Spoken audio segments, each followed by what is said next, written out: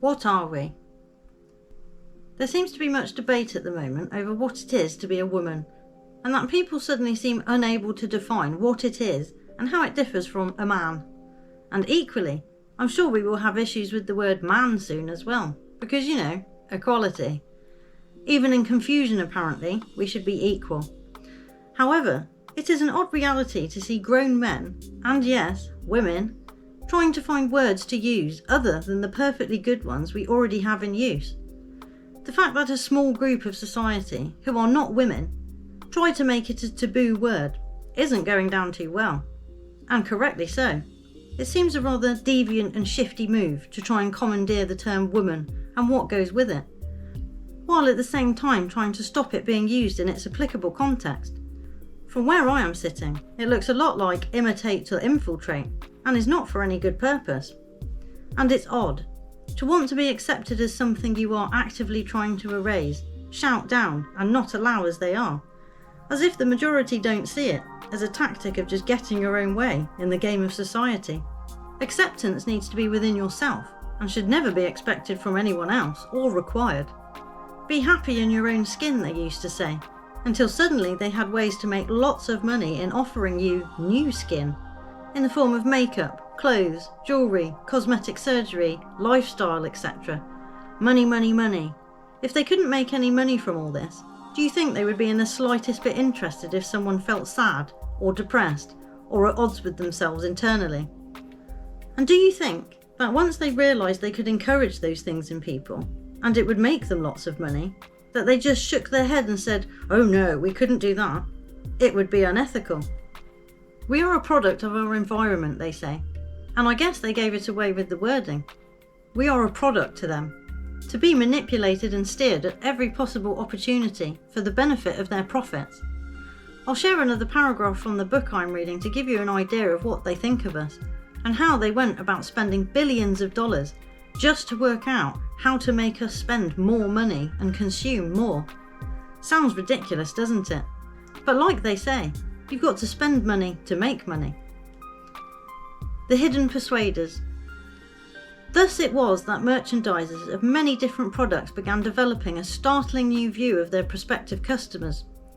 People's subsurface desires, needs, and drives were probed in order to find their points of vulnerability. Among the subsurface motivating factors found in the emotional profile of most of us, for example, were the drive to conformity, need for oral stimulation, and yearning for security. Once these points of vulnerability were isolated, the psychological hooks were fashioned and baited and placed deep in the merchandising sea for unwary prospective customers. Quite shocking, really, but not surprising. They have been working out who you are before you even knew, helping to steer and shape the desired outcome. Check out my other article, Nudge Nudge, for a little more on current methods being used to force compliance in a more communistic approach. But back to the current issue about the ability to use words that have a meaning, because some people don't like the meaning or definition, because it doesn't define them. Like I said, odd times. To me it's like insisting you join a chess club, then moan all the time about the people playing chess, and start insisting they should be playing darts.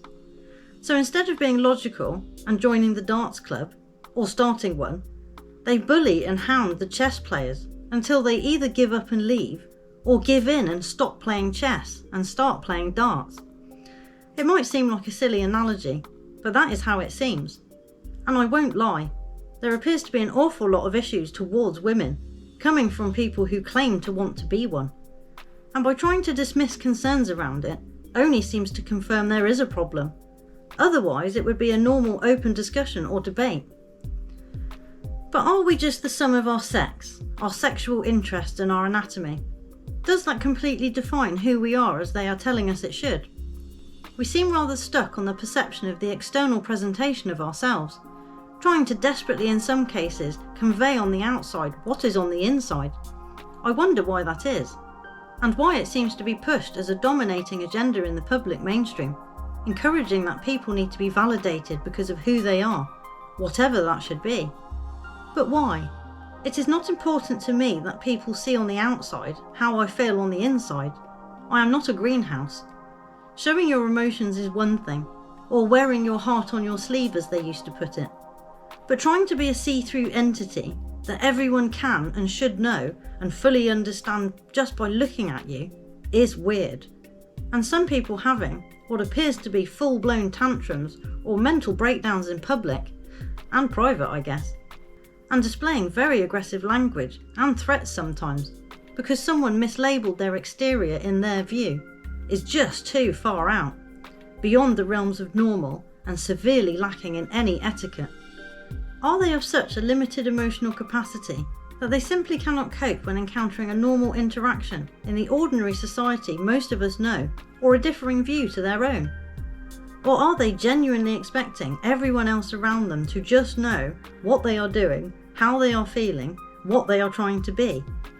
And that goes for anyone who is trying to externalise their inner self, and then expects people around them to act accordingly, to pander to it, and I guess stroke their ego, or alter ego, as may be the case in some instances.